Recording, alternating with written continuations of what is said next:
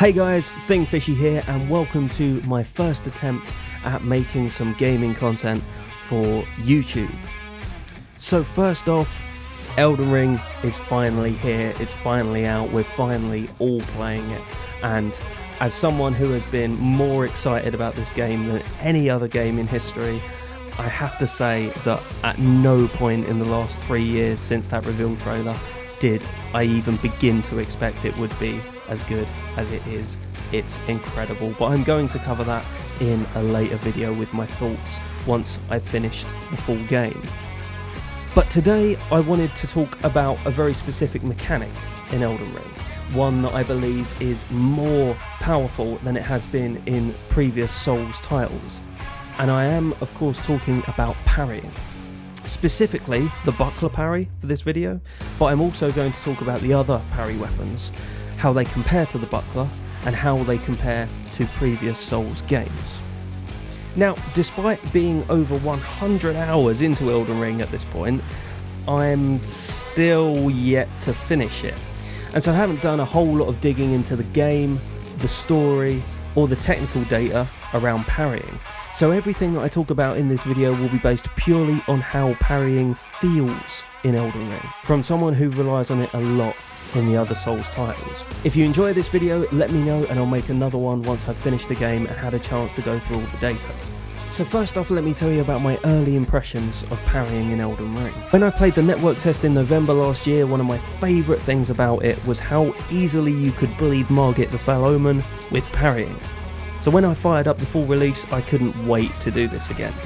Now, to my knowledge, the only way to secure the buckler that I'd used in the network test before Margit is to start with the assassin class, which, due to how cool the Confessor armour is, I had not.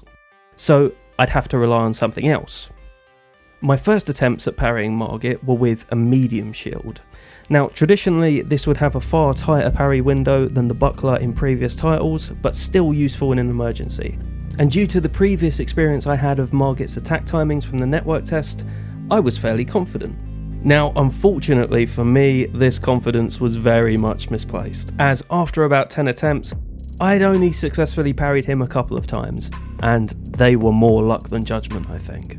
So, in Elden Ring, a medium shield provides a parry more similar almost to a Bloodborne parry, with how early you need to trigger it. This will no doubt be better for less experienced players, but may throw off the grizzled Souls vets.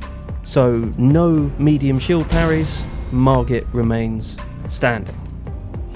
So a while later, after a lot more exploration, and 20 minutes of sheer terror, sneaking through Caelid as if I was playing the Phantom Pain. Oh my god! I came across an isolated merchant in Caelid who sold my old PvP crutch, the Caestus. Now, the Caestus does not have a parry as an Ash of War when you get it. However, if you go to the Warmonger's shack, as I did, you can fit it with the parry skill. And now, with my old friend equipped and ready to go, I swaggered back into Margit's arena, certain of his immediate and embarrassing demise.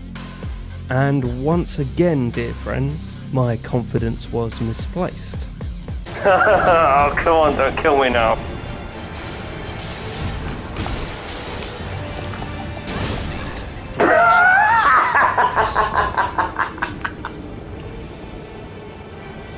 I love this game! Now, in terms of instinct and feeling, I couldn't feel much difference between the Caestus parry and the medium shield parry. So, unless I'm doing something wrong, the days of the Caestus' super fast PvP friendly startup are over in Elden Ring. So I gave up hopes of those parrying endorphins and dispatched Margit in the traditional manner. Now, after Margit, once Gostock, the castle gatekeeper, has opened the main gate from you, he will then set up a shop and you can buy the buckler from him. Now, while up to now I've given you parry gods bad news, it's time for some good news. The buckler in Elden Ring is amazing. Now, again, I don't know the parry data for Elden Ring or how it compares with DS3, but I'd say that the buckler in Elden Ring sits somewhere in terms of forgiveness between a DS3 buckler and a DS1 parry. meaning it's far more forgiving to newcomers, and parrying easy mode for anyone who can parry consistently in Dark Souls 3. What really makes the buckler parry in Elden Ring so powerful though, is the sheer amount of bosses that can be parried and riposted in Elden Ring. It seems anything even remotely human-sized can be parried and riposted, including story bosses and demigods, although most demigods take more than one parry to be opened up for a riposte. I would roughly say that so far 70 to 80% of the mini-bosses I've encountered can be parried and riposted, and 2 out of the 5 demigods. Parrying is also so helpful in Elden Ring because of the iframes you get during a riposte. This can really help and stop you getting overwhelmed in any of the many gank fights this game contains.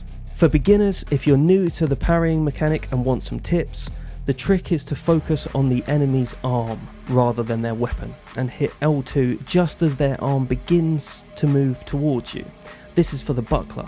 For medium shields, I reckon the input should be made somewhere towards the end of their wind-up, but as I said earlier, I found this really inconsistent. To practice parrying, you're best off finding a knight-type enemy wielding a longsword or a greatsword, as these are quite easy to read. Parry that enemy continuously until you have the timing consistent. You can then experiment with different enemies and weapon types. And finally, I'll just reiterate again that this is all based on my instincts and how parrying has felt so far to me in Elden Ring. If you've had a different experience, particularly with the Caestus or the medium shields, if you think I'm missing something, let me know in the comments. I'd love to start a conversation about this. So that's it. I hope you've enjoyed this video and found it useful. If you did, why not hit the like button and subscribe to my channel for some more Elden Soulsborne Nekiro Ring content. Thanks guys, see you in the next video.